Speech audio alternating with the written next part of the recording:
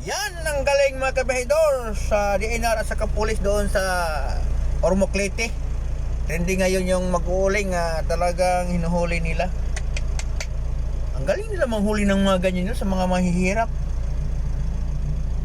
Pero yung mga ibang mga gaya ng mga illegal logger, ng mga malalaking kumpanya talaga nga ng mga kahoy, namumutol dyan kaya nagbabaha. Di ba dati, binabaha yung Ormoc dahil sa mga illegal logging. Oh, minahuli ba sila noon? Wala. Pero ngayon mag-uuling, ordinaryong mag-uuling huli ka agad. Ang galing. Yan kagaling ang DNR natin sa mga pulis, di ba? Yan ang panggobyerno natin yon. Yan ang bagong Philippines. Kasi kung natandaan ko, ang mga mangnanakaw nga mayroon ng solid na ebidensya, dami ng mga witness. Hanggang ngayon, hindi pa rin nakakasuhan kabihay doon. Diba? Makita natin sa mga flood control, mga ghost project nila, diba? Mayroon mga substandard. Hindi nakakasuhan hanggang ngayon. Yung mga congressman ngayon, ang katutak ng pira, limpak-limpak, malit na malita. Walang nakukulong. Pero samantala yung mag-uuling, kulong ka agad.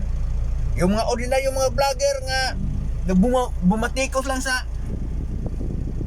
kanilang binabatikos sa mga politiko, kulong ka agad, ginakasuhan ka agad. So, yung mga witness nga ordinaryo nga nag-witness lang, nagsasabi ng totoo, inasuhan ka agad, kulong ka agad. Yung mga tao nga tumatanggap ng donation para tulong sa kapwa nila, yung mga kaibigan nila, kaya ni Marcolita, tumatanggap ng tulong, yan pa ang nakupulong. Yan ang bagong Pilipinas. Sus, Ginoo ko, Mario Joseph, bakit ganito ang nangyari? Daming buhaya, no? Ang buhaya nag-umpisa sa taas hanggang baba. Ang daming buhaya. Kailan kaya ito matatamaan ng kindat para magiging lang ito sila, butiki? Inadaanan na natin sa kalukuhan kabiyador, no? Pero totoo kabiyador, no? Pangit na yun ang bagong Pilipinas. Yung mga taong naghihirap, lalong pinapahirapan. Yung mga mayaman, lalong yung mayaman. Kagaya ng Meralco, di ba? Biglang taas ng mga singilin ng bill nila. Daming nagpo-post, di ba? Ngayon, ang mga tao nga na mahalan na, gusto nila magsolar. Anong ginagawa ng Meralco? Gusto, kukuha pa ng building permit o ano-ano, mga requirements. So, pinahirapan na naman. So, ano itong mga oligarch talaga at saka yung panggobyerno natin ngayon, nagkasubwat na pahirapan ang mga taong mahihirap. Yun ang masakit na katotohanan. Kaya ang yung mayaman.